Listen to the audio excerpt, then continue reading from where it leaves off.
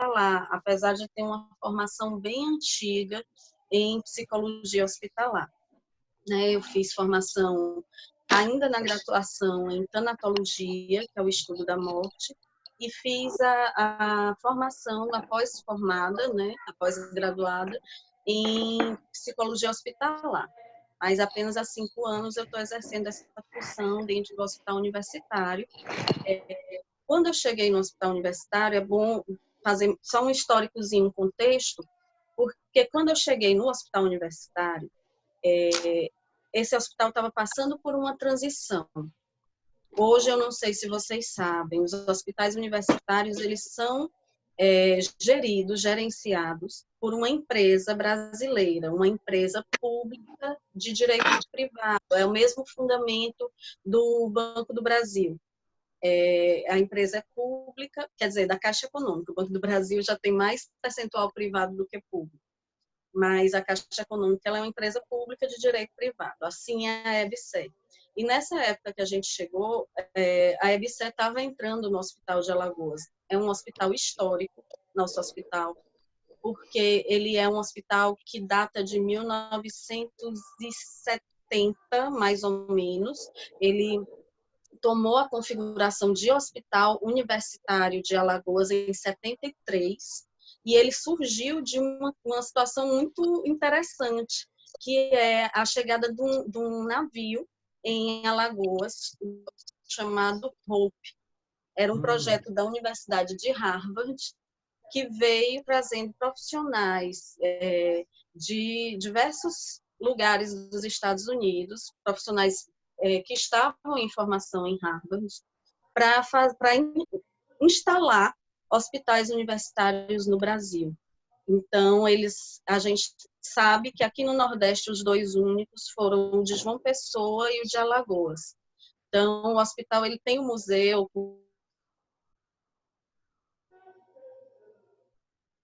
que foram feitas inicialmente para as equipes norte-americanas conseguirem dialogar com a população.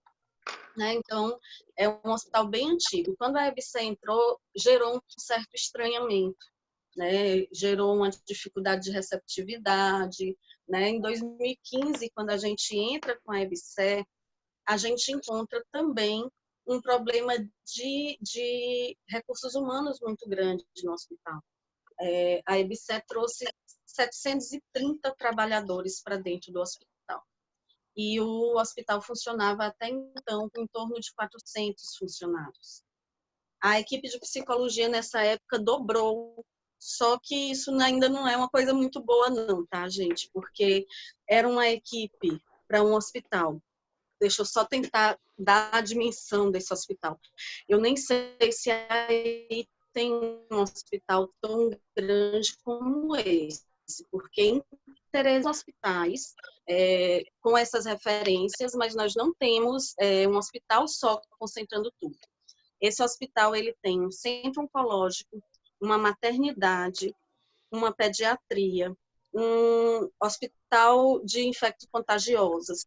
Ele tem um setor só de nefrologia, um setor só de neurologia, um andar inteiro que é de clínica oncológica, para além do centro oncológico que faz quimio e rádio, que é para internação, né?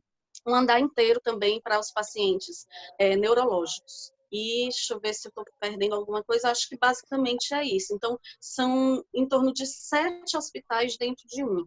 Nós temos o nosso próprio hemocentro, nós temos diversos serviços que são disponibilizados para a população, incluindo ambulatório, que não é uma característica comum de hospitais, né, de hospitais universitários, porque o hospital universitário ele é alta complexidade, atenção terciária, e a gente chama o atendimento ambulatorial, que é aquela consulta que você vai de atendimento secundário, né? Ele age de um hospital universitário. Mas, enfim, o hospital é tão grande que nós temos um hospital secundário dentro do hospital terciário, né? Então, hoje o hospital está passando por adaptações. Nós temos, ao todo, no hospital, em torno de 800 leitos. mas hoje está ampliando para mais 105 leitos, sendo 27 de UTI, né, para poder receber a questão da referência do coronavírus. Eu preparei uma apresentaçãozinha para vocês, porque para mim a chegada na pediatria ela foi muito simbólica. Eu já vinha de uma experiência com crianças e para mim foi impactante eu chegar no hospital infantil, sabe, gente?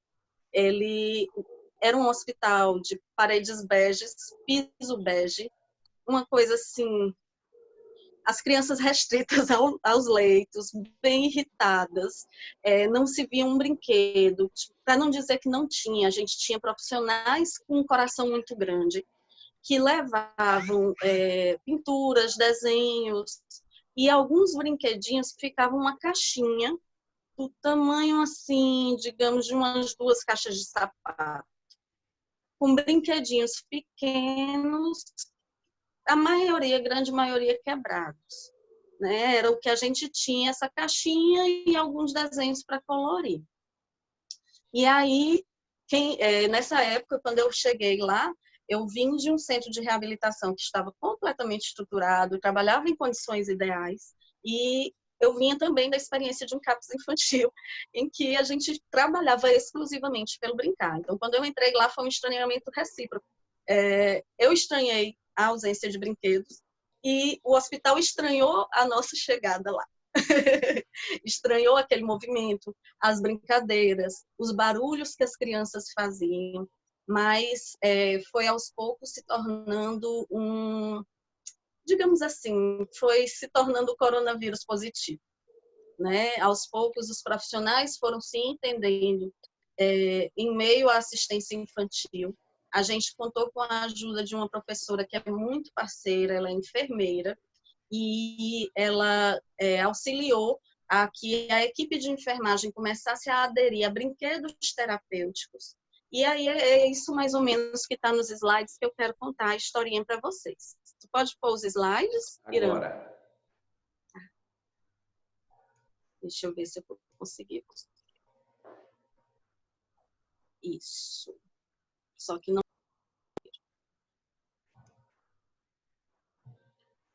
Okay. Volta para o primeiro slide.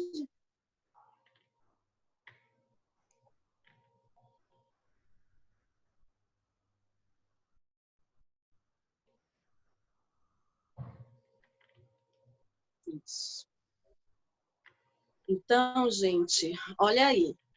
Essa é uma parede que já foi, a gente conseguiu fazer essa pintura na parede, é uma plotagem. A gente conseguiu fazer essa plotagem demarcando o espaço da brinquedoteca do nosso hospital, porque quando eu cheguei lá não existia um ambiente de brinquedoteca, então foi um dos processos que eu vivenciei dentro da psicologia hospitalar infanto-juvenil, foi a criação de uma brinquedoteca hospitalar dentro do espaço, né, do hospital universitário, e aí a gente tem a porta de entrada. Eu não gosto de grandes formalidades, eu tomei a liberdade de colocar um textinho no início de cada slide, gente. Eu não queria que vocês vissem títulos, mas que a gente visse algo que atravessa os slides, sabe? Aí coloquei aí, uso palavras para compor os meus silêncios. Não gosto das palavras fatigadas de informar. Desculpa a falta de formalidade. Mas, enfim, o que é que a gente faz dentro do setor da pediatria? Se você me procurar nessa foto aí, vocês vão ver uma fotinha à direita, e vocês podem me procurar, eu sou o Chapeuzinho Vermelho que está aí, contando história para as crianças. Eu sou essa bruxinha de chapéu vermelho, exatamente. Você vê que ao fundo o ambiente ainda não tinha plotagem na porta, já existia brinquedoteca, mas ainda não tinha a plotagem. E eu tinha feito uma decoração junto com a terapeuta ocupacional do ambiente, né? Que esse ambiente é um ambiente de refeitório, na verdade, ele foi dividido para abrigar uma brinquedoteca e estava tudo colorido já. Já não estava as coisas assim tão formais. Tão bege. E você bem colorido, bem sem cara de hospital, não é para ter cara de hospital. Depois eu vou explicar para vocês por quê. Então, a gente lá faz atendimentos individuais, grupos e oficinas. E aí vocês vão me perguntar, oficina terapêutica. Vocês já ouviram falar de oficina terapêutica? Alguém já ouviu falar? Pode responder pelo chat. Alguém já ouviu falar desse recurso que a gente utiliza chamado oficina terapêutica? Oi? Oi. Eu não estou conseguindo ouvir.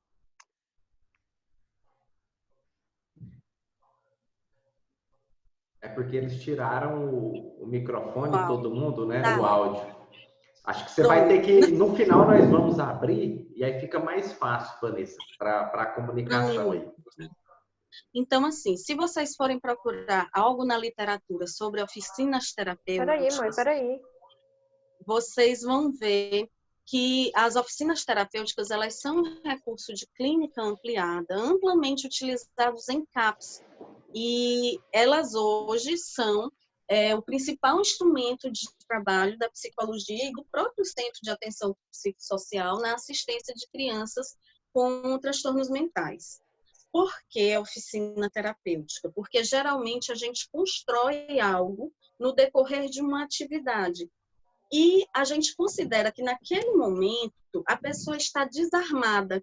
Muitas vezes as pessoas não vão precisar nem sequer falar, verbalizar para elaborar as emoções delas. A oficina terapêutica em si, ela é desencadeadora de saúde mental. Ela desencadeia a sensação de bem-estar. Você ter a produtividade de algo, você vai se sentir bem e vai conseguir baixar a guarda para estabelecer um vínculo de igual para igual com a terapeuta. Nessa foto, vocês ainda me veem de jaleco, porque ela é uma foto bem antiga. Eu, hoje em dia, dispenso o jaleco, e aí vou explicar para vocês. Eu utilizo uma vestimenta que chama pijama cirúrgico. Depois, se vocês tiverem curiosidade, vão lá no Instagram e pesquisem pijama cirúrgico.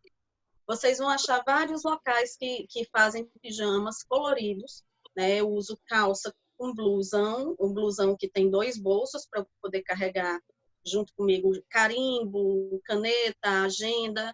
E essa roupa eu visto quando eu chego no hospital, eu troco de roupa quando chego no hospital, visto o pijama cirúrgico. No final do dia, eu ensaco essa roupa e levo para lavar em casa esse item de sujidade.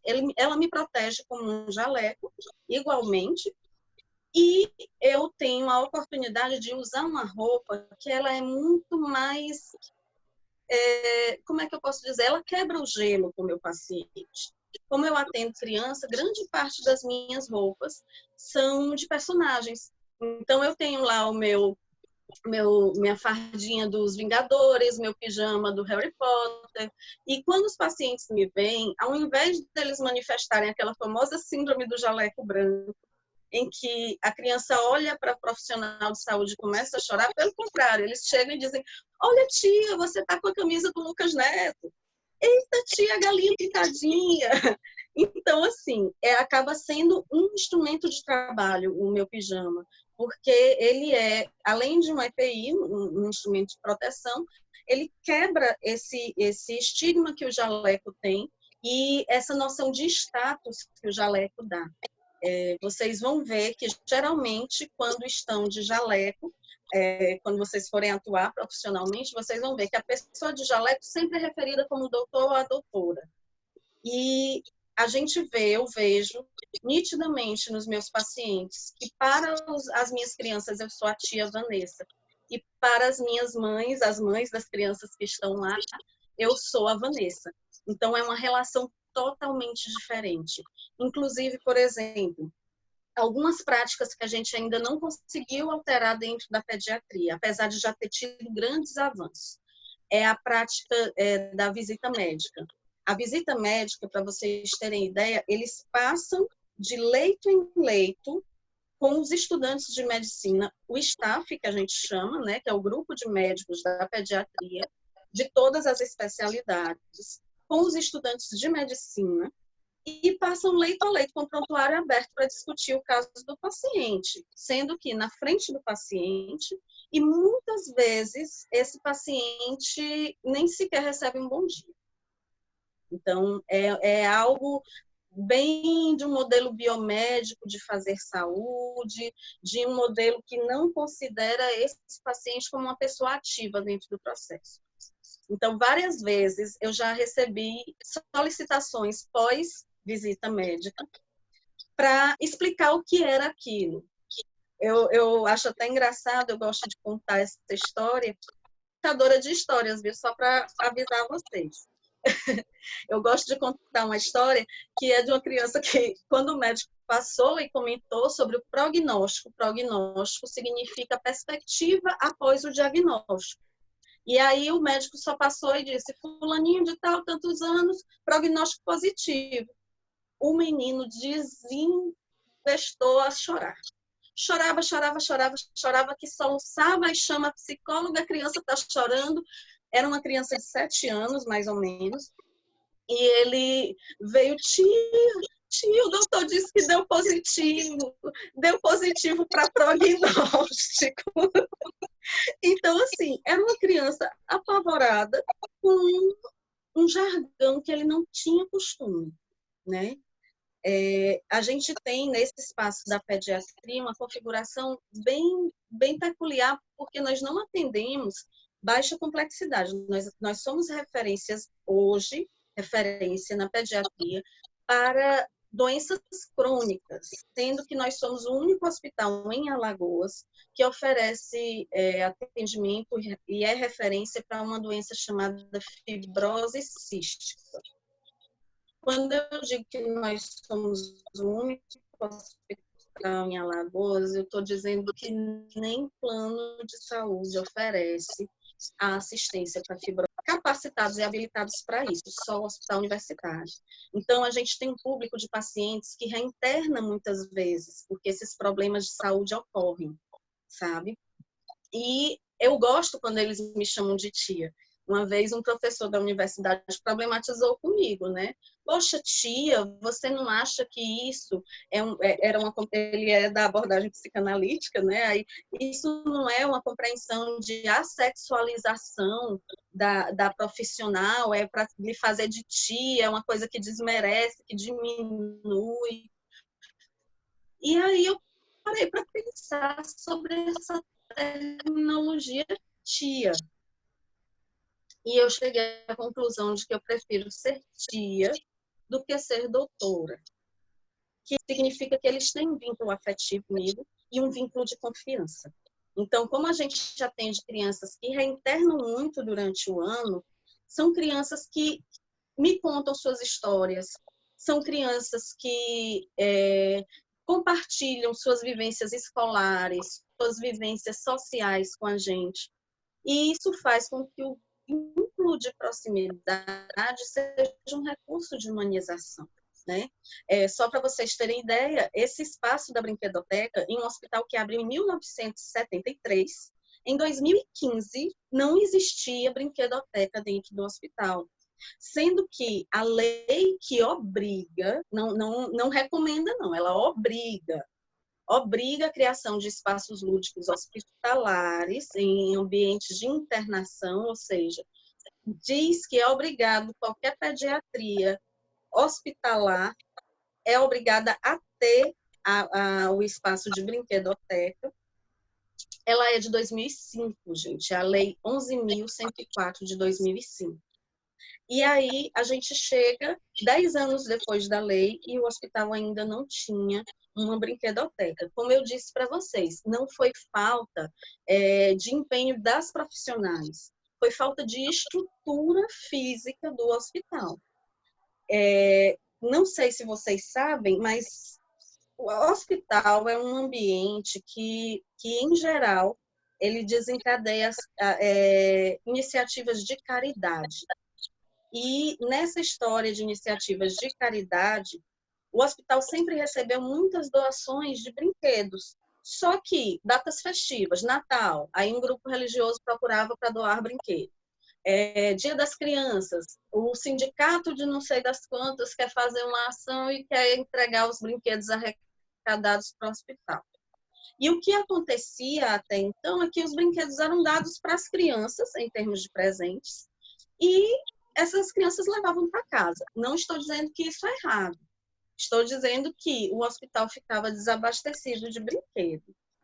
Então, vamos lá para 2015, quando eu cheguei no hospital. Uma das primeiras lutas foi dizer que brinquedo era material hospitalar. Para vocês terem ideia, Eita, aqui deu uma travada, peraí. Para vocês terem ideia, Estão me ouvindo direitinho? Tá tudo ok? Tá, tudo bem, estou ouvindo. Ok. Então, para vocês terem ideia, eu dei entrada em 2015 em um processo administrativo, justificando porque brinquedos, cola de colorir, lápis de cor, colas coloridas, lápis de cor, cola branca, pincel hidrocor, emborrachado EVA, cartolina, glitter, justificando que isso era material hospitalar na medida em que eu trabalhava produção de saúde mental a partir de oficinas, né? E eu dei entrada administrativamente em 2015, o hospital fez a primeira compra deles, desse material, em dezembro de 2019. Estou dizendo que isso foi ruim? Claro, ruim. Foram 4 anos de espera. Mas já foi um avanço enorme. Abriu um precedente do hospital entender que cola colorida, lápis de cor, giz de cera promove saúde. Que saúde não é só remédio, não é só corpo físico, tem a parte mental também. Então, para vocês terem uma ideia, a brinquedoteca ela foi articulada da seguinte forma. Nós fizemos uma arrecadação em 2015 ainda, em outubro de 2015, quando chegou perto do período do Dia das Crianças. Nós divulgamos pela comunidade próxima do entorno do hospital e divulgamos dentro da Universidade Federal que o hospital estava fazendo a arrecadação de brinquedos e brinquedos educativos, né, para as crianças da pediatria brincarem lá, seriam para dar para as crianças. E a comunidade foi muito sensível.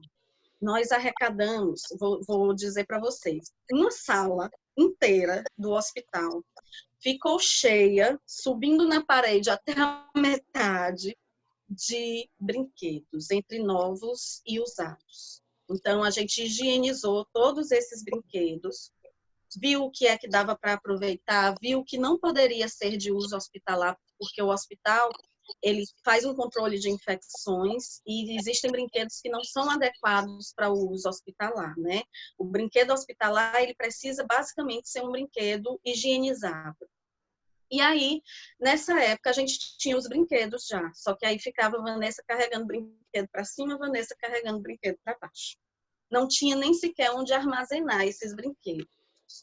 E foi com uma medida que não foi a partir da gente, foi uma medida do superintendente da época, junto com o gerente da unidade de atenção à saúde da criança e adolescente, que eles dividiram o refeitório ao meio para fazer o refeitório dos pacientes, refeitório dos profissionais separados. Então, quando eu vi aquela divisória chegando, eu vi a brinquedoteca ali dentro. E aí, o que eu me movimentei para fazer foi somar forças com a equipe. Nada disso, gente, eu fiz sozinha. A campanha de arrecadação foi junto da equipe, foram ideias que foram surgindo e a equipe foi abraçando. Então, quando eu olhei aquele espaço, eu disse, gente, ali é a nossa brinquedoteca. E a equipe se mobilizou como um todo e a gente fez um abaixo-assinado da equipe dizendo que abria mão do espaço do refeitório para a equipe para que existisse a brinquedoteca. E aí eu ainda fiz um ofíciozinho extra informando que a lei que obriga o setor a ter brinquedoteca era de 2005 e a gente estava em 10 anos de descumprimento de lei. E diante desse argumento tão lindo, o gestor cedeu e a gente teve o hospital né, abriu aquele espaço para que fosse instalada a nossa brinquedoteca. Só que aí nós tínhamos um problema. Quem encampou essa luta, foi à frente para essa luta, e também é uma das idealizadoras da brinquedoteca, é a terapeuta ocupacional, a Sara Moreira. E a Sara, junto comigo, ficamos nos revezando para abrir a brinquedoteca. Só que a brinquedoteca abria no intervalo dos atendimentos individuais. A rotina do hospital, ela não inclui só o brincar para a criança. Ela inclui a escuta da mãe, ela inclui as visitas, tanto a visita da psicologia aos leitos, como a visita médica, que a gente acabou conseguindo entrar na visita médica e tornar essa visita uma visita multiprofissional. E aí, nisso, a gente consegue mudar todo um panorama do atendimento para uma visão de clínica ampliada.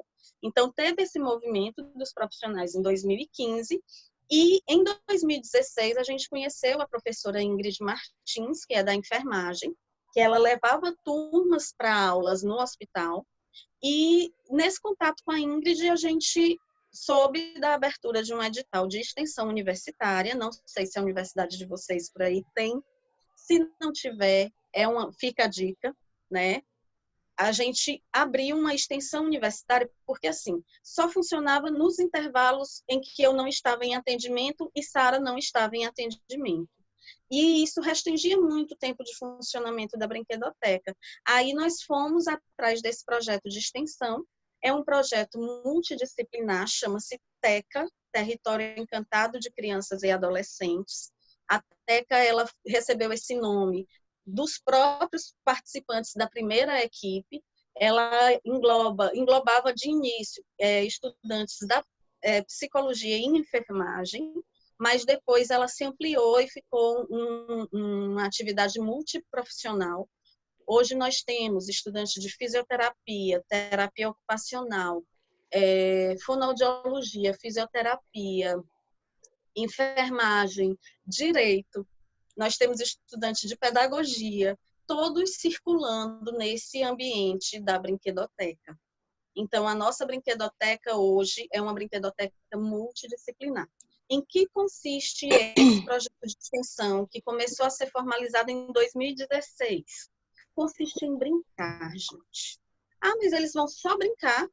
Eu ouvi isso de um diretor acadêmico, viu? Meus alunos vão para lá só para brincar, mas potencialmente para brincar. Eu sugiro vocês que assistam um vídeo, ele tem no YouTube, tá?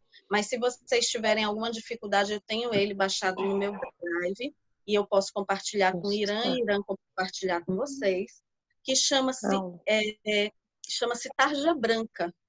Depois vocês me contam se alguém já ouviu falar do Tarja Branca. O Tarja Branca é um filme que fala sobre o potencial de saúde mental que a brincadeira nos traz. E nos traz, inclusive, a adultos. Né? Nosso país hoje é um país conhecido pelo quê, gente? Pelo futebol e pelo carnaval. Se não são duas grandes brincadeiras, a gente não tem mais o que dizer, né? Então, nesse período, a gente começou a estudar também sobre o brincar e chegou à conclusão de que o brincar que a gente quer dentro do ambiente da brinquedoteca é um brincar livre. Por que livre? A criança tem que escolher o que ela quer. Os estudantes estão lá para interagir, para treinar habilidades sociais, para aprender a escuta, porque a escuta ela é imprescindível para qualquer profissão. Aprender a manter vínculo, a estabelecer laços com os pacientes, a conhecer histórias de vidas que circulam dentro do hospital. Então, aí eles estão ganhando habilidades relacionais para a profissão. Mas a atividade principal é o quê? Deixar a criança escolher o que brincar. Porque essa criança já está usurpada de escolher o que comer, escolher o que vestir, escolher os horários das atividades dela, escolher que horas dormir, enfim, escolher se vai ser furado ou não. Essa criança não pode. Então, quanto mais privada de escolha, menos autonomia tem a criança hospitalizada. Se você imaginar isso numa internação de 5 dias, você imagina uma criança em sofrimento. Mas se você imaginar isso numa internação de 2, 3 meses, você vai ver uma criança com rebaixamento de humor. Então, são crianças que não podem ter ceifados o seu direito de brincar, e o brincar tem que ser um brincar livre, tá? Hoje a gente já desenvolveu estudos lá dentro, porque como nós somos um hospital universitário, a gente desenvolve muitas pesquisas com esses grupos de estudantes da extensão, e a gente já tem estudos que apontam que a brinquedoteca é um espaço para resgate de saúde mental também do estudante universitário. Muitos estudantes referiram aquele espaço como um espaço de ressignificação da semana. É o espaço em que a minha cabeça fica leve. É um momento em que eu largo tudo e me sinto bem quando saio dali. Eles encontram ali uma sublimação para todo o estresse acadêmico, né? Então, a gente só teve a institucionalização dessa brinquedoteca em 2017 e aquele ambiente que vocês viram no slide anterior, já plotado, já mais estruturado, veio surgir em 2018, tá? Então, foram passos de uma luta desde 2015. Pode passar o slide, Irã? Pronto. Dou mais respeito às que vivem de barriga no chão. As palavras, tá, gente? Que vivem de barriga no chão. Tipo água, pedra, sapo. Isso é um poema do Manuel de Barros, viu? Então, por que a gente prefere essas palavras que vivem de barriga no chão? Quais são as nossas palavras de barriga no chão? A gente não faz nada disso, gente, sem base teórica. Precisa conhecer a Política Nacional de Humanização. Hoje me perguntam qual é a minha abordagem. Eu não vou dizer ela agora, vou deixar vocês adivinharem, no final vocês me dizem o que é que vocês acham. Se vocês, eu não sei se vocês já viram na faculdade as abordagens da psicologia também, mas isso fica à parte. Mas, enfim, hoje, muito mais do que a minha abordagem na psicologia, eu me baseio, as minhas práticas, as minhas ações se baseiam na Política Nacional de Humanização. A Política Nacional de Humanização, ela diz que humanizar o SUS requer estratégias que são construídas entre trabalhadores, usuários, gestores de serviços de saúde. Hoje eu sou gestora, hoje eu estou à frente da unidade de atenção psicossocial do hospital. Mas mesmo antes de eu ser gestora, eu era aquela funcionária pé no saco. Eu era aquela funcionária que estava sempre no pé do gestor, tentando discutir, tentando dialogar, dando opiniões a respeito, opiniões de base técnica. Então, a gente tem que aprofundar na PNH para conseguir atuar dentro da perspectiva de SUS. Ah, o SUS é imperfeito. Tá, a operacionalização do SUS pode ser imperfeita, mas palavra de quem está no SUS há 15 anos, vou dizer para vocês, o SUS é o sistema mais bem estruturado de saúde pública no mundo. Ele é referência para a Organização Mundial de Saúde. Talvez a operacionalização dele deixe muito a desejar, a gente sabe que tem muitos avanços a serem cumpridos. Mas o SUS, eu não permito que ninguém fale mal do SUS perto de mim, porque eu digo assim, eu faço o SUS. Então, se eu faço, eu não faço serviço mal feito. E se eu faço, eu defendo. O SUS é de boa qualidade. O serviço que eu presto é de boa qualidade. E assim eu tenho visto cada vez mais equipes, como um todo, engajadas nessa defesa do SUS. Porque nesse momento, principalmente de uma pandemia, quem é que está ofertando o atendimento de referência? Não são os planos de saúde, é o SUS. Hoje, a gente é referência lá no hospital, como eu falei para vocês, para fibrose cística. Nenhum hospital particular tem referência para fibrose cística. Então, o paciente, como a gente tem, inclusive, eu tenho um paciente que recebeu alta há poucos dias, que ele tem plano de saúde, mas quando ele tem intercorrências decorrentes da doença, da fibrose cística, ele não vai na emergência do plano. Ele procura entrar em contato com a médica dele do hospital para dar entrada no hospital. Então, no HU. Então, hoje a gente tem um SUS de qualidade e que é referência de estudo e pesquisa para muitas e muitas patologias, inclusive para o coronavírus, né?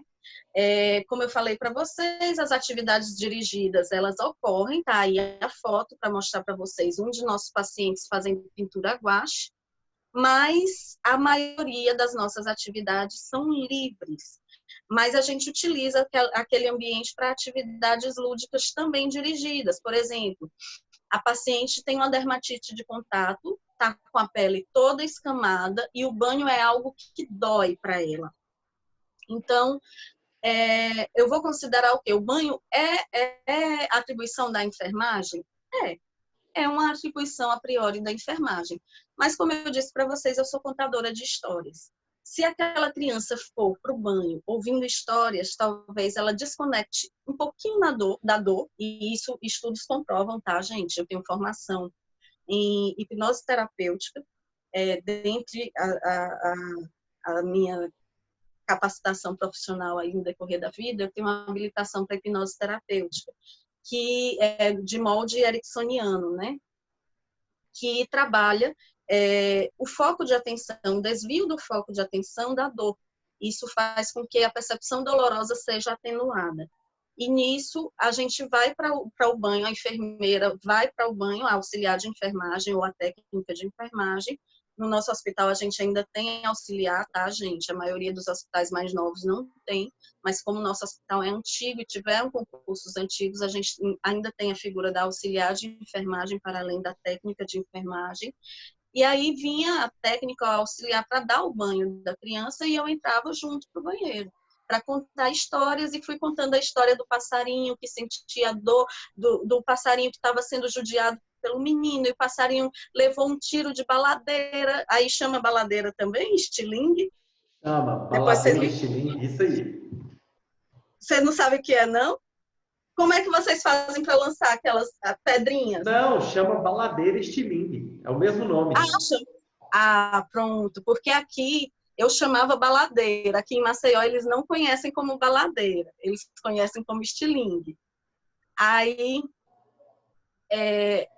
eu contando para ela a história do passarinho que foi atingido pela pedra, e estava doendo, e dói, vamos baixar, que dói, e naquilo ali ela baixou a técnica, ensaboou as costas dela, e ela não sentiu a mesma dor que vinha sentindo e se queixando nos dias anteriores.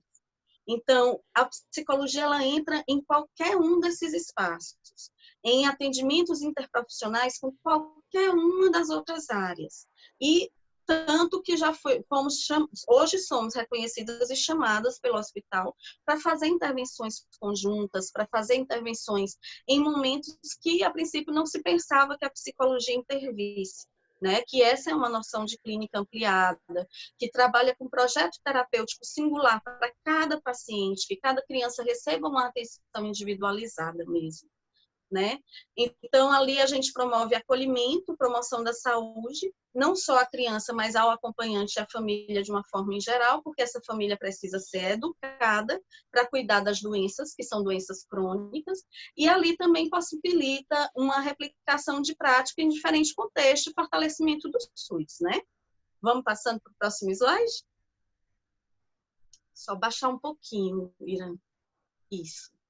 E tendo bem o sotaque das águas, do respeito às coisas desimportantes, aos seres desimportantes. Não sei se vocês já ouviram falar, mas o modelo biomédico, ele não considera a criança como uma voz ativa dentro do processo de tratamento. Em geral, não sei se vocês podem reparar nas crianças da família de vocês, quando vocês levam ao médico, o médico pergunta para a criança ou para a mãe se o que eles estão sentindo. Geralmente, os médicos abordam a mãe, a família, a pessoa que está acompanhando. Então, quando a gente diz que dá respeito a essas coisas desimportantes e aos seres desimportantes, não é dizendo que essas pessoas são desimportantes, não. É dizendo que a gente quer alçar voz, a gente quer que os desimportantes comecem a ganhar importância. A gente quer que os que não são escutados comecem a ser escutados. Então, a gente entende que o simples fato de ter uma brinquedoteca numa unidade pediátrica, ela já faz um recorte temporal. Vou contar para vocês de um paciente, eu acho essa história muito linda, e eu gosto sempre de contar ela, um paciente que recebeu alta e ficou extremamente triste, porque estava indo para casa. É um paciente que ele é filho único, e em casa ele não tem muito acesso a brinquedos, ele tem uma condição de vulnerabilidade social um tanto quanto relevante. E ele chorando, né, porque ia para casa, aí a mãe, no intuito de confortar ele, ligou para ele falar com o priminho, o filho da irmã dela. Vamos falar com o fulaninho, dizer que você está voltando para casa. Aí eu ouvi ele ao telefone dizendo assim, eu não me lembro mais o nome do primo, mas ele dizia assim, fulaninho, quando eu chegar aí, tu pode dizer que tu tá doente, porque tu precisa conhecer, cara. É um lugar cheio de brinquedo. Então, ele leva uma referência do hospital não como um lugar de dor, não como um lugar de sofrimento, mas como um local de acolhimento, como um local em que ele tem os momentos difíceis, mas ele equilibra isso com momentos felizes. Ele tem o hospital como uma referência afetiva. Quando as primeiras situações como essa foram acontecendo, a gente recebia muitas mães preocupadas, querendo falar com a psicóloga, porque não é normal, meu filho ficou feliz porque ia voltar para o hospital. Então, o que é que se espera? Se espera que a criança esteja triste. Mas aí, quando a criança manifesta essa tristeza, o que é que a gente diz? A gente da psicologia não, né, pessoal? Mas o que é que se diz muito? Não chora não, não fique triste não, já não volto para casa já. E elas sabem disso. Elas sabem que as internações são prolongadas, que as internações são recorrentes, que muitas vezes eles passam 15 dias em casa e voltam para o hospital por mais um mês, 2. Então, ali é um espaço em que a gente educa essas crianças para entenderem as doenças crônicas, as limitações que elas têm e lidarem com mais facilidade emocionalmente, mais engajadas e mais autônomas dentro desse processo de tratamento de saúde. Vamos lá. Aí a gente trabalha na brinquedoteca o resgate da autonomia, como eu já falei, além de fazer levantamento de demandas com as próprias usuárias. Ao invés de chegar e perguntar para o médico ou para a enfermeira o que é que eles estão achando de paciente tal, que atividade eu posso desenvolver com o meu grupo de pacientes, que temática eu posso abordar num grupo, claro que eu discuto com a equipe também, tá, gente? Mas ao invés de captar essas informações na equipe, eu consigo captar diretamente com o usuário. Eu consigo saber da mãe que elas estão querendo aquela oficina que constrói isso. Bom, eu vou dar um exemplo. A gente tem uma oficina que é a oficina de laços de fita. É uma questão minha particular, não é da minha formação como psicóloga. Eu, particularmente, relaxo muito com atividade manual. É uma fonte de escape do meu estresse. E aí, como eu faço muita atividade manual, entra vídeo da internet e aprende. E aí a gente já aprendeu a fazer bonecos, a gente já aprendeu a fazer laços de fita, coisas que podem ser comercializadas e feitas em termos de geração de renda. Só que essas mães, elas sinalizam para a gente o que elas querem também. E aí vocês podem me perguntar, Vanessa, e até então, se o hospital não comprava, o hospital começou a comprar esses materiais em 2019, você tirava do próprio bolso? Muitas vezes eu tirei do meu bolso para investir no meu trabalho, porque é um trabalho que eu acredito. Mas, com o tempo, eu fui vendo que ia ser inviável eu manter as oficinas terapêuticas dentro do hospital sem o suporte hospitalar. E aí a gente caiu para a questão de aliar gestor e aliar usuários, pedir para os usuários irem se queixar mesmo, reclamar na ouvidoria, também elogiar quando quisessem elogiar, mas que os usuários fizessem uso da ouvidoria para colocar para a gestão que era importante uma brinquedoteca, que era importante esse material. Hoje, o que o hospital não nos provê, a gente já encontrou alternativas, que são, por exemplo, eu recebo, como é um hospital universitário, eu recebo muitos alunos. todo grupo de aluno que eu recebo, eu já coloco, olha, nós estamos abertos para receber doações. Se vocês puderem cada um trazer uma caixa de lápis de cor, uma cartolina colorida, já vai ajudar. Ou a gente faz eventos em relação a isso, a gente faz semana de palestras, inscrições, os lugares por aí afora fazem inscrições, 1 quilo de alimento, a gente faz inscrições, um brinquedo, um livro para colorir, um kit com giz de cera e lápis de cor, né? E nisso a gente vai conseguindo alguns materiais. Essas oficinas de laço, por exemplo, a gente fez a última oficina através de arrecadação por feira de pechincha. A gente tem que dar os pulos, porque se eu fosse estar esperando, até hoje eu tinha 4 anos de inatividade no hospital, porque o meu material que eu solicitei em 2015 só chegou em 2019. Então, a gente tem que ir dando o nosso jeito, dando os nossos pulos, desenvolvendo a nossa resiliência. E ali também é um espaço de formação acadêmica, porque esses alunos que estão entrando nesse espaço, não é possível que eles não se contaminem um pouquinho com o gosto do brincar, com o gosto, com a importância que tem as coisas desimportantes, com o gosto que se deve ter pelos recursos crescimento de vínculo e na humanização do atendimento.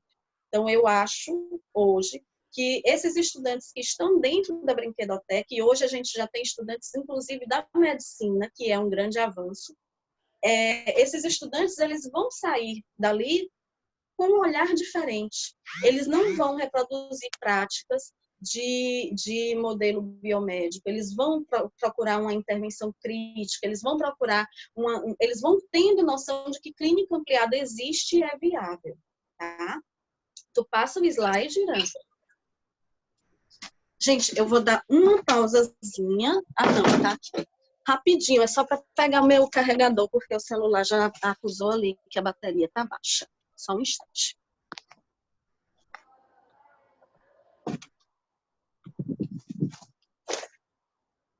Só um instante. Meu carregador tá aí. Pronto. Voltei, gente. Então, continuando as questões desimportantes, a gente coloca aí. Prezo insetos mais que aviões, prezo a velocidade das tartarugas mais que as dos mísseis. Isso que eu estou contando para vocês, gente, é tudo fruto de 5 anos de trabalho para outra.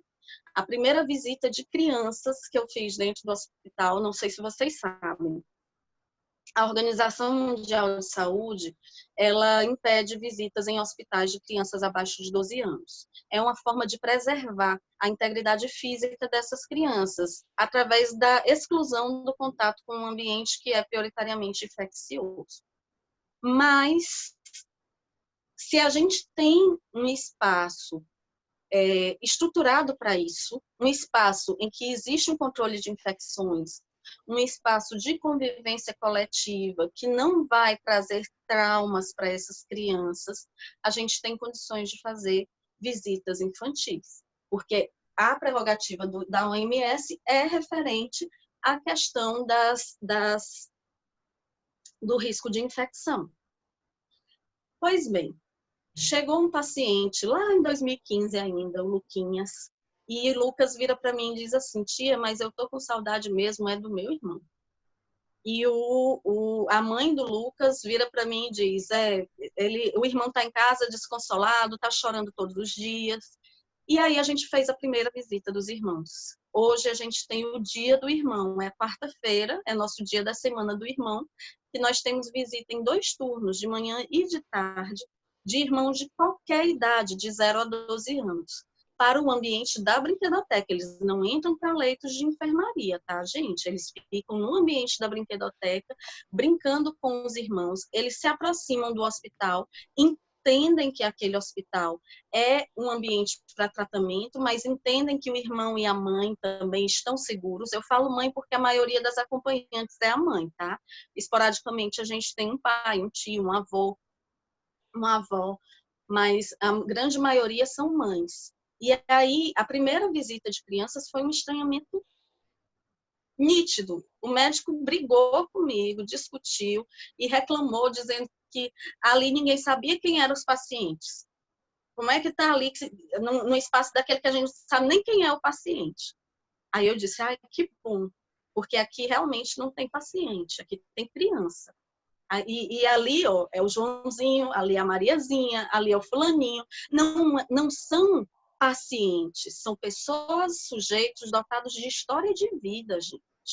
Então, se eles estão felizes recebendo a visita dos irmãos, a gente tem mais aqui estruturar o serviço para ofertar esse momento. Que E bacana, hoje hein, a gente Vanessa, já esse dia. Show de é bem, bola. é bem Lindo bacana a nossa demais esse quarta-feira. projeto aí, viu? Eu agradeço. Eu sou É. suspeita porque eu sou apaixonada.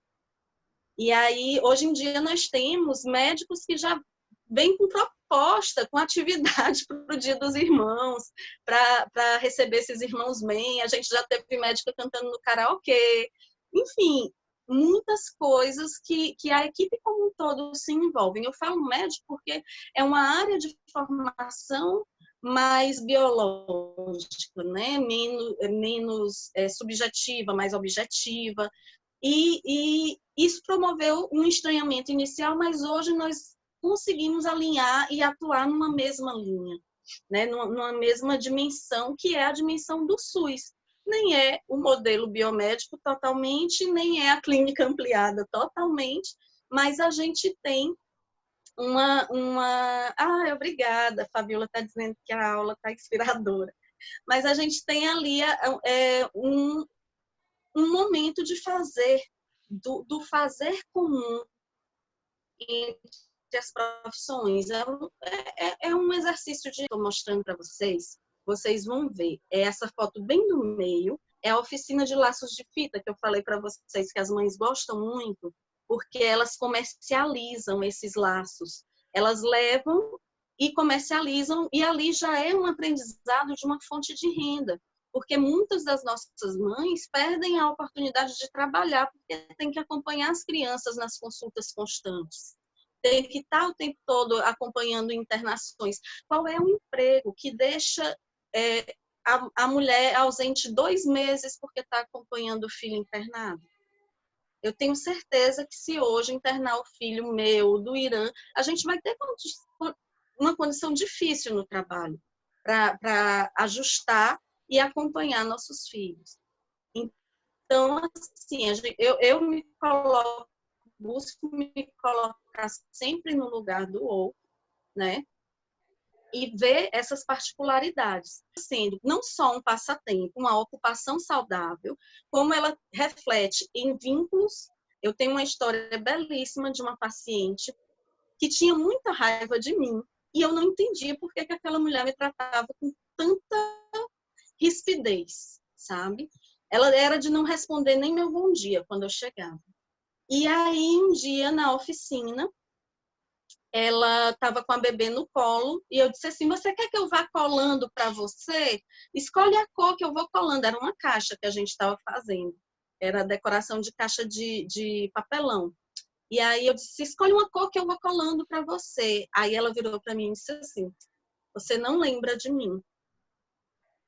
Aí eu disse, não, do que é que você está falando? Bora lá. Pois essa mulher lembrou que eu sou psicóloga na maternidade também. E no dia em que ela recebeu o diagnóstico, a filha dela não foi identificado nada durante a gestação, e ela recebeu o diagnóstico depois da criança nascer, de que a criança tinha uma hidrocefalia severa, com comprometimento de corpo caloso. Essa paciente, hoje ela é falecida, né? E essa mãe virou para mim e disse assim, foi você que me disse que a minha filha não ia, como foi que ela colocou, não ia se desenvolver. Ela disse desse jeito. Na mesma hora eu tive um choque. Eu disse, eu peço desculpas, porque eu não disse no sentido de que eu estava desejando isso para sua filha. Eu lhe disse para você se preparar, tendo em vista que futuramente você ia passar por isso que hoje você passa, de estar trazendo ela para internação no hospital. eu acho que naquele momento em que eu fui orientar aquela mãe o que era a ausência de um corpo caloso no cérebro. O corpo caloso, gente, é o centro dos nossos comportamentos, das nossas ações. Uma pessoa sem corpo caloso no cérebro, com comprometimento do corpo caloso, é uma pessoa em vida vegetativa. Então, era uma criança de um prognóstico muito ruim. Mas eu tenho certeza que eu fui lá no sentido de orientar sobre os cuidados que seriam necessários. Mas ela, no estado de dor, no estado de sofrimento, ela não conseguiu assimilar aquele atendimento inicial que eu havia feito para ela na maternidade. Ela entendeu que eu tinha desejado para a filha dela, que a filha dela não ia se desenvolver. E aí, a gente, naquele momento de uma oficina terapêutica, encontrou esse diálogo extremamente terapêutico. E eu coloco, porque foi uma lição para mim, sabe? De como as oficinas são efetivas. No momento em que eu cortei um papel para ela, a pessoa pode dizer assim, eu já ouvi profissional dizer, eu não vou estudar 5 anos de um curso para cortar papel. Mas foi naquele momento, num simples corte de papel para colar numa caixa, que ela conseguiu chegar no ponto da relação dela comigo que não permitia que ela vinculasse. Eu pedi desculpas a ela por qualquer palavra que eu possa ter dito que foi interpretada de forma errada ou que deu margem a essa interpretação, porque eu assumo também que eu posso ter errado, né? Nós somos falíveis. E ela me pediu desculpas por todas as vezes que ela não respondeu o meu bom dia, por todas as vezes que ela não me deu abertura para o diálogo. E nós nos tornamos extremamente vinculados. Nosso rapport passou a ser perfeito a partir dali. E nessa história, eu queria dizer que o final não foi tão feliz, porque essa mãe perdeu essa criança, a criança faleceu. Mas ela tem um vínculo tão bom que ainda hoje eu tenho contato com ela. Aí vocês vão dizer assim, Vanessa, você tem contato com seus pacientes? Eu tenho. Por quê? Porque eu optei em fazer saúde pública. E eu sei que as vias de acesso da saúde pública, elas não são as condições ideais que a gente tem quando a gente tem um consultório, tá, gente? As vias de acesso à saúde pública, elas são difíceis. Então, se a minha paciente, que já é uma paciente recorrente do hospital, ela tem uma história com esse hospital, ela tem um vínculo com os trabalhadores desse hospital. Ok, ela perdeu a filha para a doença, mas ela tem outros filhos em casa. Se essa mesma mãe, há algumas semanas, entrou em contato comigo. Vanessa, eu estou grávida. Aí eu disse, tá, como é que está o pré-natal? Aí já fui me informar, já fui encaminhar ela para fazer para acionar o posto de saúde da família da região que ela mora, já fui conversando com ela para ela chegar e conseguir o encaminhamento para ir fazer o pré-natal lá no HU, que é o pré-natal de alto risco. Então, assim, isso tudo, gente, demora. E isso tudo requer práticas de suporte e de rede para os nossos usuários. Agora, se você me perguntar, eu sou psicóloga 24 horas, eu estou sempre conversando com essas mães, eu dou o meu número de telefone particular? Não. Eu tenho meu Facebook só para isso. Eu não interajo tanto com o Facebook. Se alguém de vocês me adicionar, vai ver que eu não ando postando. Ele está lá, simplesmente porque ele vem com uma coisinha chamada Messenger.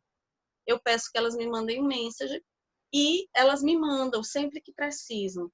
E isso até hoje não me deu nenhuma sobrecarga de trabalho, tá? É algo que é delimitado. Elas mandam, eu não fico na obrigação de responder de imediato, mas ali eu já faço um levantamento das minhas demandas, tá? Enquanto profissional de saúde que quer atuar em rede com a saúde pública.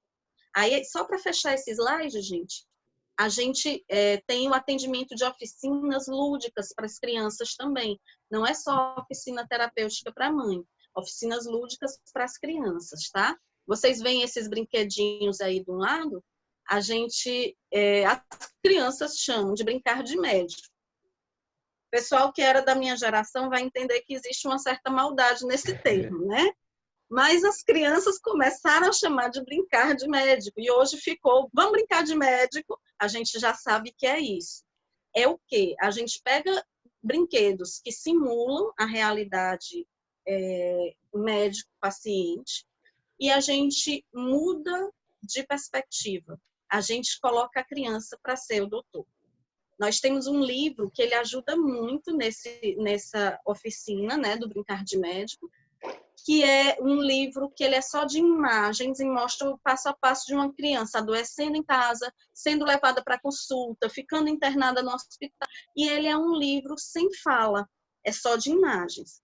Então, a gente geralmente começa a atividade mostrando esse livro e pedindo para que as crianças contem a história. E aí já teve história de câncer, já teve paciente com fibrose cística. Às vezes podem pensar que uma criança nem sabe, né? Mas como é a realidade delas, elas sabem muito bem. Então, assim, são crianças que começam a ouvir jargões profissionais muito cedo. E tem até uma história engraçada sobre essa brincadeira. Teve um dia que um paciente nosso, que é muito querido, que teve alta hospitalar, conseguiu transplante renal, e hoje não é mais dependente das internações hospitalares, só vai para lá para visitar a gente. Ele, um dia brincando com o estetoscópio e a injeção, a seringuinha de brinquedo, ele com a boneca, né, aí a meninazinha chegou, pegou o outro estetoscópio e foi auscultar, brincar que estava auscultando a boneca. E ele disse assim, sai para lá, você não é a médica, o médico sou eu, você é a enfermeira, viu? Aí a gente riu tanto, minha gente. Isso rendeu uma reunião clínica entre a equipe para a gente conversar sobre a hierarquia médico-enfermeira, porque as crianças estavam percebendo. Então, às vezes, a gente acha assim, é uma criança. Lembra que a gente fala desimportante? Não, não entende, não entende. A gente falando de forma simples, na linguagem deles, eles entendem todo o processo de tratamento de saúde. Eles sabem que a mãe está chorando porque acha que não tem perspectiva de melhora. Eles sentem a tensão da equipe. Então, a coisa que a gente faz de melhor é abrir espaços em que a gente possa conversar isso com a própria criança. Eu, uma vez, recebi uma mãe impactada, em choque. Doutora, a menina está dizendo que vão cortar a barriga dela. Eu disse, tá, como foi que ela lhe disse? Aí, bora lá para ela me dizer também. Eu vou para conferir o que é que a criança está falando. Tia, é porque é o seguinte, lá na brincadeira, a gente estava conversando e eu descobri que quando faz cirurgia, corta a gente, só que a gente não sente nada. A menina estava super informada sobre o procedimento que ela ia fazer. A mãe ficou horrorizada, vão cortar a barriga. Meu Deus, a minha filha está sabendo que vão cortar a barriga dela. Mas é muito melhor que essa criança vá para o procedimento informada, de forma lúdica, de forma leve, do que ela vá para o procedimento, durma, porque ela vai ser anestesiada e eles colocam um anestésico para a criança inalatório. A criança dorme depois que aplica a anestesia local, RAC ou total. E aí, quando a criança acorda, ela está com uma cicatriz na barriga e a barriga doendo. Não é bem pior? A gente ter que explicar para uma criança que está sentindo dor, que aquela dor foi provocada por uma abertura que fizeram? Claro que a gente não vai desencadear a ansiedade dessa criança em relação ao procedimento. É exatamente para acalmar. A gente vai dizer isso de forma lúdica, brincando, e de modo que aquela criança possa também tirar suas dúvidas. Tu passa o slide, né? Ok. No caso aí, vocês dão previsibilidade, né? O que vai acontecer com a criança.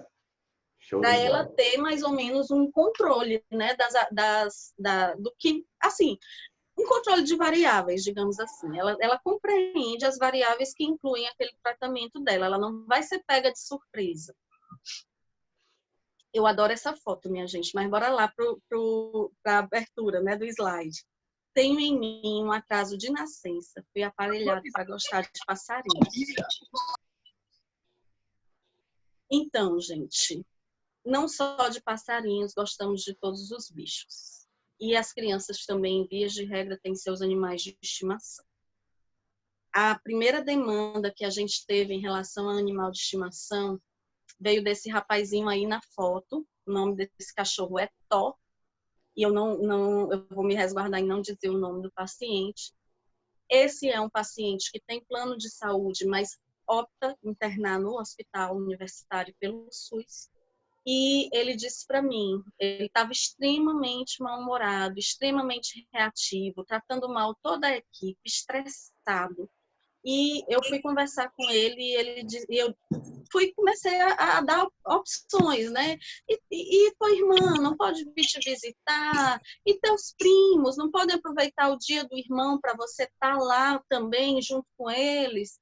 E aí esse paciente virou para mim e disse assim: tia, eu não quero visita da minha irmã nem dos meus primos. Eu queria a visita do Thó. E aí eu fiquei, Thó, com esse nome, quem é o Thó? O Thó é meu cachorrinho. Eu tô com muita saudade do Thó. Eu tô há um mês sem ver o Thó. E aí a gente não conseguiu subir com o Thó, porque eu acho que a gente ainda vai conseguir, tá? É uma tentativa. Claro que com todos os controles de infecção, a gente tem que estudar muito para chegar nesse dia que a gente vai fazer a visita de animais na enfermaria. Mas a gente conseguiu trazer o Thó para a área aberta do hospital e descer o paciente. E nesse abraço aí, vocês veem o tanto de carinho que há, o bem-estar emocional que isso provocou. Com certeza, a visita do Thó trouxe mais ganhos emocionais para esse paciente do que as intervenções dialogadas comigo. A psicoterapia pela fala, ela não é o principal instrumento de trabalho do psicólogo hospitalar. A gente tem que conhecer as políticas, a gente tem que conhecer as atividades que podem nos resguardar e a gente tem que enfrentar para romper com os paradigmas mesmo, para entender que nós temos potencial de fazer muito mais do que a simples escuta terapêutica e devolutiva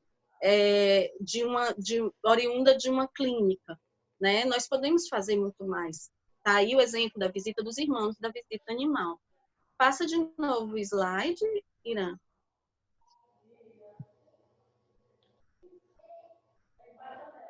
Pronto. Tenho em mim abundância de ser feliz por isso. Meu quintal é maior do que o mundo. Sou um apanhador de desperdícios. Amo os restos, como as boas moscas. Ah, o brinquedo está quebrado. Doe que a gente tem criatividade para organizar e fazer outro uso dele. Ah, eu tenho uma roupa em casa que eu não uso mais. Recebe roupa, a gente faz uma feira da pechincha, vende a roupa a R$1, porque a nossa clientela é esse poder aquisitivo.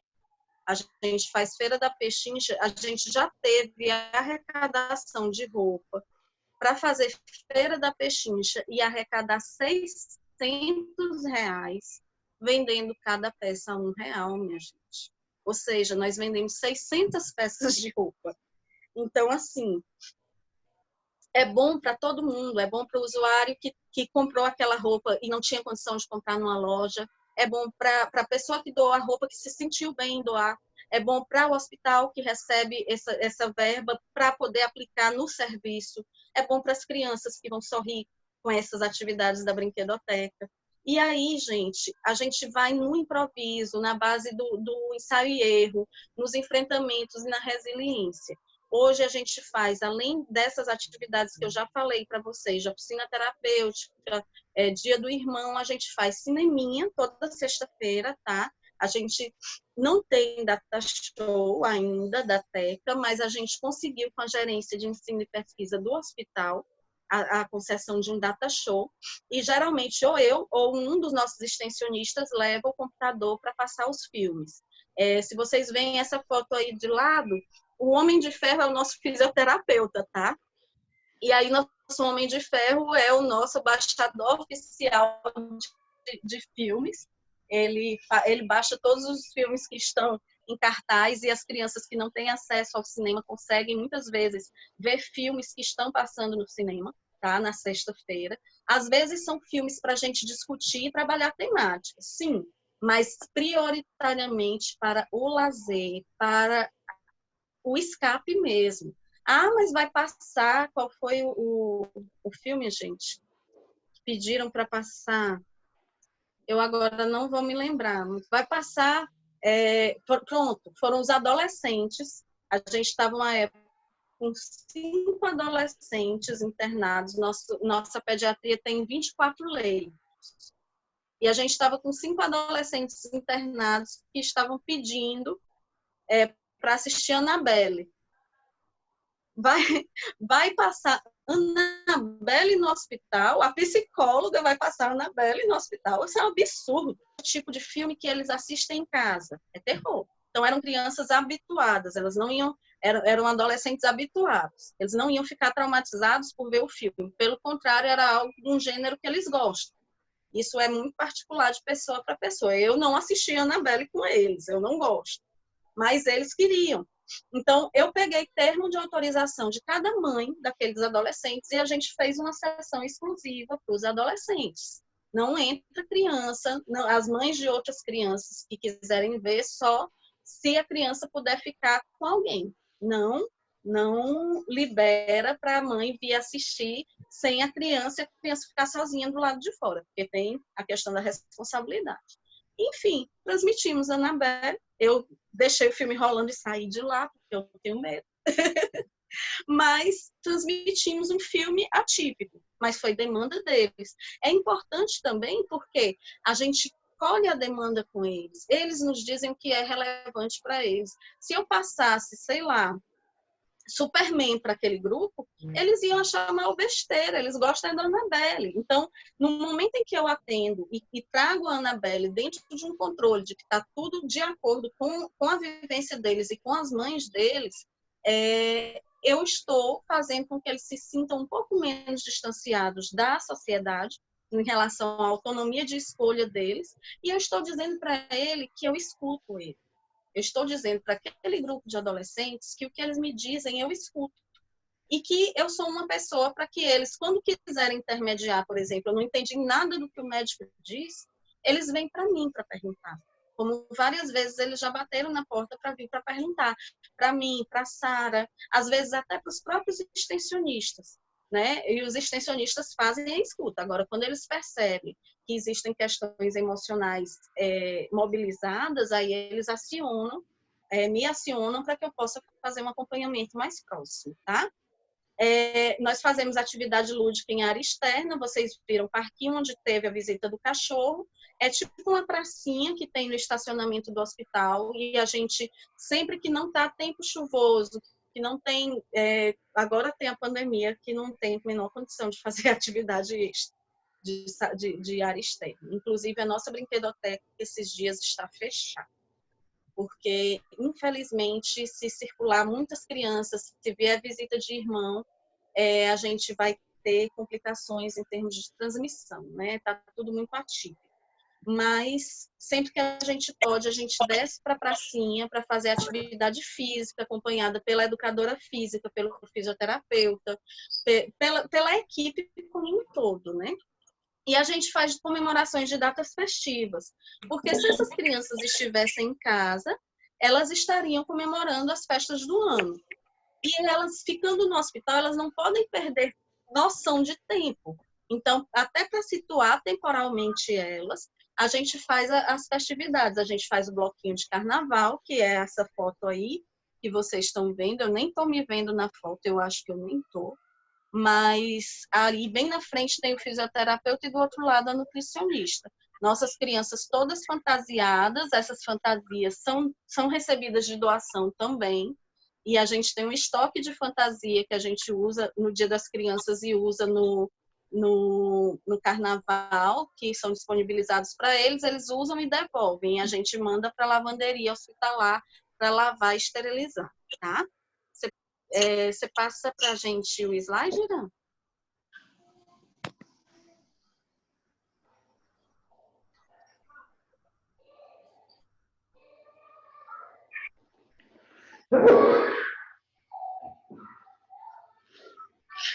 Você consegue ver?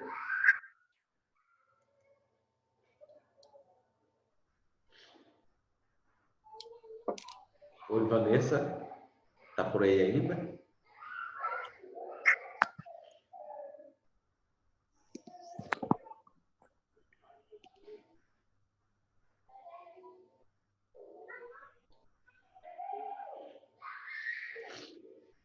Foi a conexão que caiu?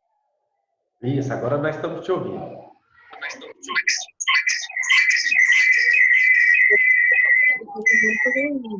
Peraí, tem alguém que está com o microfone aberto. Deixa eu...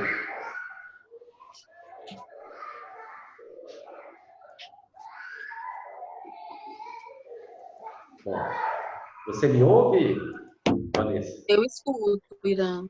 Estou Então escutando pronto. direitinho. Acho que normalizou. Pronto. Cortou, chegou a cortar o slide anterior? Não. Não, não. Ok, então. Então, só continuando, queria que minha voz tivesse formato de canto. Infelizmente, eu sou uma terrível cantora, não consigo cantar nada, mas eu desafino pra caramba e continuo cantando pelos corredores do hospital. Essa foto que vocês veem aí é do nosso grupo de contadores de história, que é o grupo chamado Anjos do UPA. Ele foi idealizado pela bibliotecária do hospital, e ela, nessa iniciativa de contar histórias para as crianças, começou com as crianças da pediatria. Quando a gente começou a estruturar a Brinquedoteca Teca, né, como projeto de extensão, ela tomou a frente também de transformar a contação de história em um projeto de extensão universitária. E aí, ao invés de sermos só eu e ela e alguns poucos profissionais do hospital que doavam algumas horas do seu tempo livre para ir contar histórias para as crianças no hospital, a gente montou um grupo que hoje não só trabalha na pediatria, porque a gente começou a perceber que as mães também se distraíam ouvindo histórias. E aí a gente começou a levar isso para o público adulto também. Hoje, o Anjos do UPA, que é coordenado pela Isabel Fernandes Calheiros, que é bibliotecária, ele abrange todos os setores de internação e ambulatório hospitalar.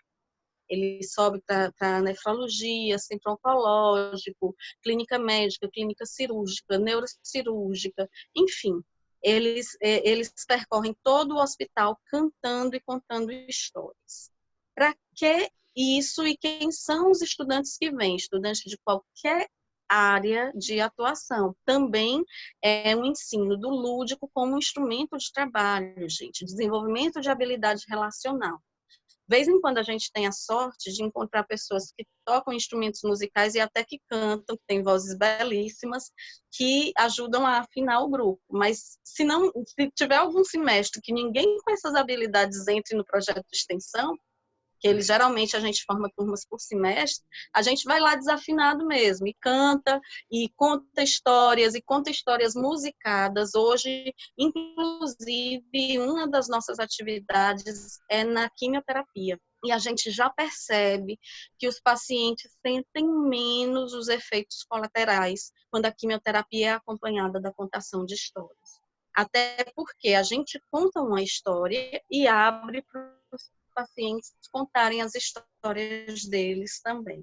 E nessas contações, trocas de histórias, é muito interessante, porque não é feito nada de terapia estruturada ali. É feito só uma troca de histórias. Mas aquela troca de histórias, ela já facilita o vínculo, ela já trabalha a humanização, ela já deixa o ambiente hospitalar mais leve, né? A gente consegue minimizar os impactos negativos da hospitalização ali, com aquele momento de contação de história. Ali também a gente faz um incentivo à leitura, porque os pacientes que não conhecem histórias passam a conhecer as histórias de domínio público, porque a gente nem sempre a gente não tem recurso financeiro para pagar direitos autorais, então a gente conta histórias de domínio público, mas muitas delas que estão em livros. E aí, quando a gente leva livros, a gente passa esses livros, sabe? As pessoas vão folhear o livro, vão deixar o livro passar. Infelizmente, também é uma ação que no momento está suspensa, tá? Devido ao Covid-19. Pode passar?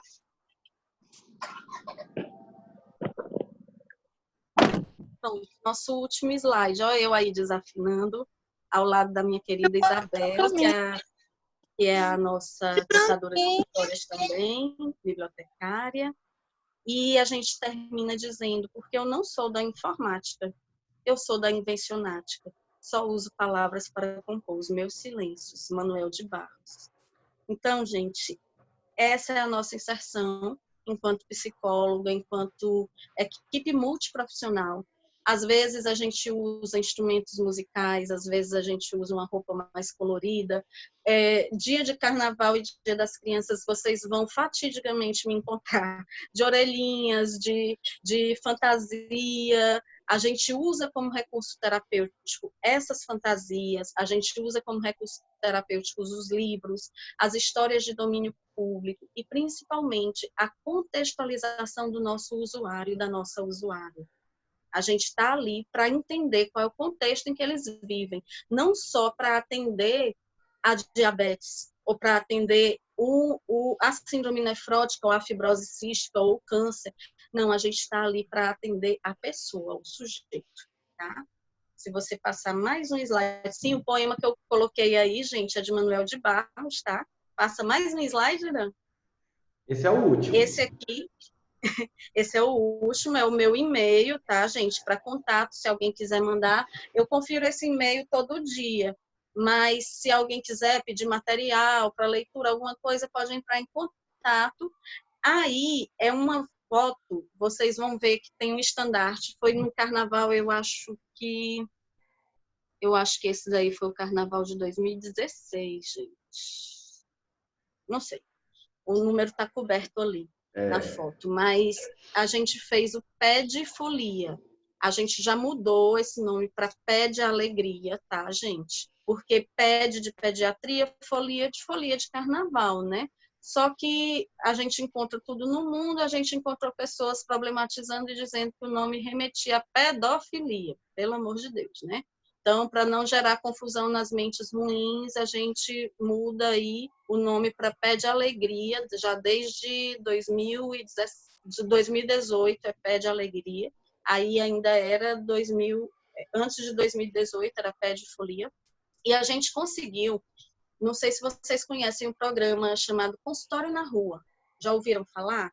É um programa do SUS também, que promove a assistência a moradores de rua em situações de álcool e drogas. Ele é uma política da saúde mental, é associado geralmente aos CAPs, tá? E a gente contactou o pessoal do consultório na rua de um bairro chamado Vergel, aqui de Maceió, e lá no Vergel eles têm um projeto social para as crianças em vulnerabilidade chamado Batuque do Mundaú. Mundaú é o nome da lagoa que atravessa essa comunidade. E aí a gente conseguiu articular, através do consultório na rua, o Batuque do Mundaú para ir para o hospital. E a gente teve bloco com direito a batuque nos corredores do hospital. Claro que a gente não faz isso nos corredores de internação, né, gente? Imagina, a pessoa lá sofrendo, sentindo dor e o carnaval troando. Não. A gente faz isso no corredor da pediatria, tendo controlado os pacientes que podem ou não podem participar, e a gente desce percorrendo as escadas até... A gente evita ir de elevador, tá? Nessa situação. Desce pelas escadas até a área externa, e da área externa circula na área de ambulatórios. É o percurso no nosso bloco de carnaval desde então, tá? E eu agradeço, me coloco aqui à disposição. Eu acho que eu falo demais, então eu não sei se hoje ainda a gente tem condição de falar sobre a maternidade, porque eu não atuo só na pediatria. A maternidade pode até ser um pouco mais rápida, tá? Porque eu já encerrei meus atendimentos lá para assumir a gestão do setor, eu saí da maternidade. Mas fica uma experiência também para compartilhar. Nossa, Vanessa, bacana demais a gente ter essa nova visão, esse panorama do que de fato vocês conseguiram ampliar aí, dadas as condições, né, que vocês chegaram. Foi bem bacana aí, todo o seu manejo, né, com a instituição, com os gestores E da equipe e da também. equipe, Eu né? não faço nada sozinha, não, é com a equipe também. Vocês aí, né? O nós é sempre melhor do que o eu, né? Então, É verdade. e foi muito bacana ver esse padrão de implementação das coisas, né? De levar mais a humanidade, né? Para um A local Bárbara deixou uma totalmente. mensagem, eu agradeço. Olha, vamos ver aqui. Esses slides estarão disponíveis. Bom, gente, esses slides estarão. O vídeo vai estar disponível porque eu estou gravando, tá? E ao final eu vou terminar essa gravação aqui, eu vou jogar no YouTube. E aí vocês têm acesso tanto aos slides também quanto aquilo que a Vanessa compartilhou. Estou amando, belo trabalho, lindo mesmo seu trabalho profissional e muito humanizado, né? Essa aula será inspiradora por toda a nossa formação. Ok, bacana. Tá, vamos abrir agora para as perguntas, né, Vanessa? Vamos sim, vamos conversar. Bom, alguém tem alguma pergunta que queira fazer para a Vanessa? Eu tenho, professora Adriana. Adriana, vai lá, Adriana. Tá, Oi, eu queria Adriana. saber Oi, Vanessa, parabéns, eu estou encantada com o trabalho. Eu acho que é assim, sobre-humano o que vocês fizeram. E dentro disso, assim, era para a gente ter uma visão até mais. A perspectiva era que fosse mais fácil implantar um trabalho desse dentro de um hospital. Mas parece que existe uma visão de que doença é apenas aquela que tem uma manifestação física. E que parece que os médicos e as próprias universidades de medicina parece que não estão trazendo essa realidade de uma perspectiva de uma doença emocional, né? E que pode ser, inclusive, causada dentro de uma internação prolongada e tudo mais. Pode até trabalhar na recuperação. Aí a minha pergunta para você era no sentido disso. Existe alguma pesquisa, algum trabalho de avaliação todo esse trabalho que vocês fazem lá dentro, no processo de recuperação do paciente? Se ele é mais rápido, se ele é mais eficaz? É Adriana Pinheiro. Seu nome é Adriana. Adriana, olha, a gente quer fazer essa pesquisa em relação aos resultados dos pacientes, porque o que a gente tem até então são dados coletados das nossas concepções enquanto profissionais. A gente não fez nenhuma pesquisa do paciente, né? Da perspectiva do paciente, porque teria que passar a tramitar por comitê de ética. Quando a gente faz relato da nossa experiência, a gente dispensa o comitê de ética, então o processo de pesquisa do projeto para poder tramitar pelo comitê de ética. Agora, esse plano está um pouco suspenso devido às circunstâncias atuais, mas a gente tem esse projeto de fazer, porque é notório o bem-estar. Eu disse que a gente teve um estranhamento da equipe médica, principalmente em relação à visita dos irmãos, mas eu não esqueço nunca, em 2016, a brinquedoteca já estava plenamente ativada, e uma das médicas chegou para mim e disse, elas estão apostando que eu sou humanista, eu não sou humanista. Uma das médicas chegou para mim e veio me dar os parabéns. Disse, poxa, Vanessa, eu notei a mudança de comportamento de fulaninho. E aí eu disse, tá, mas eu não fiz nada com ele. Aí ela olhou assim para mim, não fez nada com ele. Não, eu não fiz. Ele brincou. Ele está tendo espaço de ser criança aqui dentro. Ele que está fazendo. Não é mérito meu, eu não mereço parabéns. Eu estou aqui só para facilitar, mas quem está encontrando os caminhos é ele por conta dele mesmo. E aí, isso tudo já traz para a gente também um reconhecimento dessa equipe, uma percepção da equipe de que as coisas estão funcionando. Agora, infelizmente, a gente não tem isso em dados epidemiológicos, dados qualitativos. A minha pesquisa de mestrado, ela envolveu o ambiente da brinquedoteca também, né? Então, na minha pesquisa de mestrado, a gente já consegue, em dados qualitativos, ter elementos do quanto esse espaço promove bem-estar emocional, né? Mas apenas dados qualitativos, nada numérico. Ok, obrigado, Vanessa. Mais alguém tem alguma outra pergunta? Você viu aqui, né? E aí, Vanessa, sua abordagem? Estou curioso para saber essa abordagem. O Gabriel, qual é o chute de vocês? Já disseram que eu sou humanista. Eu não sou humanista. E aí, qual é a outra possibilidade? Sistêmica. Sistêmica, não. Gente, a abordagem que hoje eu sigo, ela é uma abordagem de pesquisa e de ciência, tá? É o construcionismo social. se alguém tiver, eu fiz todo um percurso da minha trajetória de formação enquanto psicóloga, que eu fui me capacitando e me habilitando dentro da área cognitivo-comportamental.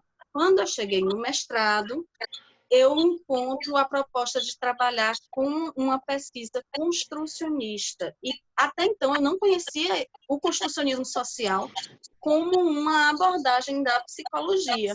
Exatamente, social, Celina acertou.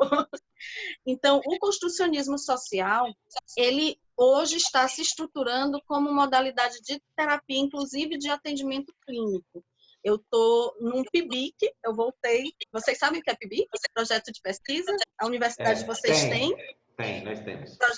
Pronto, eu voltei a ser aluna. Depois de sair do mestrado, eu voltei a ser aluna da universidade para colaborar com o PIBIC, que é um projeto de iniciação científica, que está estudando a parte de aplicação clínica. E aí o construcionismo social casa muito bem com as propostas de humanização do SUS. Então, não é uma abordagem humanista, mas é uma abordagem social, tá? Mas a minha base terapêutica de clínica foi cognitivo-comportamental. Quem são os autores que têm maior renome nessa abordagem, Vanessa? Olha, nós temos internacionalmente o Lupicínio Iníguez, de Barcelona, da Espanha, e nós temos aqui no Brasil uma das principais representantes dessa abordagem, que é a Mary Jane Spink. Ela é paulista e ela tem vários livros falando sobre a pesquisa construcionista, e tem alguns livros sobre as aplicações disso na saúde pública. Ela fala muito dessa parte social, da aplicação em serviços de saúde pública. Bacana. Mais alguém? Deu para ver que... Eu tenho só uma colocação. Deu para ver que a gente não usa clínica tradicional no hospital, né? Ficou claro. No máximo, a gente utiliza a perspectiva de psicoterapia breve, que é pontual ali do momento da internação. Se a pessoa tem, sei lá, tem sintomas de ansiedade, tem outros sintomas de variação de humor que não se relacionam ao quadro de adoecimento ou à internação hospitalar, a gente recomenda que dê continuidade após a alta hospitalar. Não impede de fazer uma escuta clínica ocasionalmente, mas não é o foco principal do nosso trabalho, tá? E nem a gente vai fazer psicoterapia no ambiente hospitalar, porque a gente não tem um ambiente com um setting terapêutico configurado propício para isso. Ótimo, só uma dúvida.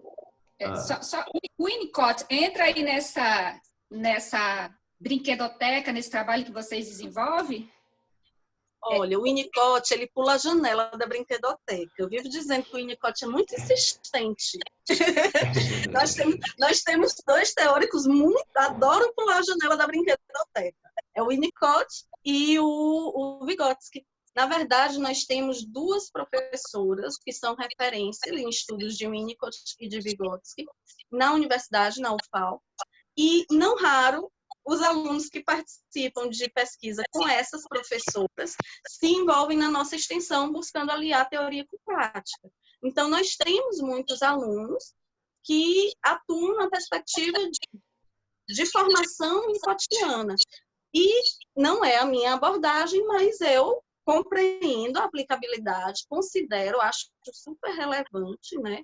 As duas, tanto a sociohistórica, que é bem mais próxima do construcionismo social, como a questão do Winnicott. Mas o contato é geralmente pela adoção dos extensionistas, não da gente da equipe de trabalho. Tá? Certo, obrigada. Mais alguém? Rosângela, você que estava por aí, professora, você quer falar alguma coisa aí? Quero muito. Nossa, eu estava me segurando para falar em vários momentos. Achei assim, tô tão encantada quanto eu estou vendo e acompanhando aqui os alunos falarem. É muito inspiradora mesmo o desafio, a forma criativa como vocês, né, vou dizer vocês aí, essa equipe aí, se engajou, né? Eu acho que isso ensina muito para essas turmas, né, que estão nos momentos iniciais do curso, ensina muito que a prática do psicólogo é uma prática engajada politicamente, né? É uma prática que precisa estar sempre muito aliada aos processamentos políticos, né? Precisa estar muito contactada com essas políticas, né? Eu achei isso brilhante, achei, sem contar todo o movimento que eles me falam, é humanista, né? Eu tenho uma abordagem humanista, mas essa abordagem é muito humana. Então, isso transcende a qualquer abordagem. Isso é interhumano, né? Isso daí é uma conquista do contato, né? Pessoa a pessoa. Então, eu tô assim, eu quero dar os parabéns, eu quero dizer que foi uma aula que nesse momento também que a gente está vivendo é uma aula que nos inspira muito, né? E acho que espero que ela tenha aí, né, assim, colocado todo mundo nesse lugar da atividade psicológica, né, do profissional da psicologia, que é sempre um lugar de levantar uma bandeira, de ir abrindo espaço, de não se acomodar pelos nãos que a gente muitas vezes vai receber, né, de não ficar ali esperando que tudo esteja bem para então começar a executar uma prática de qualidade, mas de ir mesmo na resistência, fazendo, acontecendo e aí colhendo, então, né, bons resultados. Então, meus parabéns, meu muito obrigada, né? É o que eu tenho a dizer hoje. Obrigada. Bom, pessoal, vamos aí para a última pergunta. Eu só ia dizer que realmente é uma ação política, a profissão de psicologia no SUS, tá, gente? Não existe sem política. Celina, você quer fazer uma pergunta, é isso? Não. Ah, tá, porque apareceu aí seu microfone. Tá. Foi só um bebezinho que falou. Alguém tem mais alguma pergunta, alguma curiosidade? Não? Ok. Bom, a gente está caminhando aí para 2 horas juntos, né, Vanessa? Eu falo demais. E, assim, para dar certo a gravação e a gente inserir no YouTube, eu vou ter até que fazer uns pequenos cortes, né, para poder... Sim, vai ficar gigantesco. Para, de fato, a plataforma conseguir segurar, né, esse vídeo lá. Mas bacana. Olha, é o seguinte, eu queria primeiro, assim, para a gente tirar uma foto, vocês podiam aparecer aí para a gente tirar uma foto, né, e todo mundo junto aí. Queria que vocês aparecessem aí nos vídeos, né, para a gente tirar uma foto. Além de fazer chamada, a gente ainda publicar nas redes sociais e marcar a Vanessa lá. Né, agradecer ela, essa presença, esse momento aí. Tudo bem? Vamos lá. Tem alguém... Peraí, eu vou falar... Isso. Pera. Tá todo mundo descabelado, isso é verdade. Não, em época de confinamento, tá bem... Não tem como. Não, e eu peço até desculpas que eu tinha falado no começo com o Irã. Eu tive que começar com o cabelo molhado, gente, porque quando eu chego do hospital eu tenho que higienizar bem o cabelo, né, para evitar contágio. Aí comecei a aula com o cabelo molhado, peço desculpas. Não, tranquilo. Vamos lá, então. 1, 2, 3, valendo. Peraí, gente, deixa...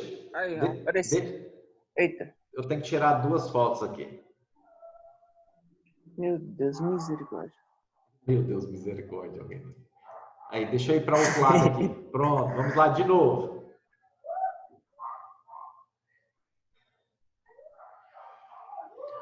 Bacana, gente. Parece que deu certo aqui. Mas então é o seguinte, eu vou mandar as imagens que eu tirei aqui no grupo, tá? Cadê a Vanessa, meu Deus? Estou aqui. Ah, pronto. Eu vou mandar mais nos grupos, tá? Peço que vocês compartilhem, marca lá a Vanessa, ela tem Instagram, ela tem Facebook lá, dá a sua palavra aí de agradecimento por ela ter dedicado, né, esse tempo aí conosco, trazer as experiências dela. E Vanessa, assim, eu quero te agradecer imensamente em nome do CEUP-UBRA, que é a universidade pela qual nós trabalhamos, e esses aqui são os alunos.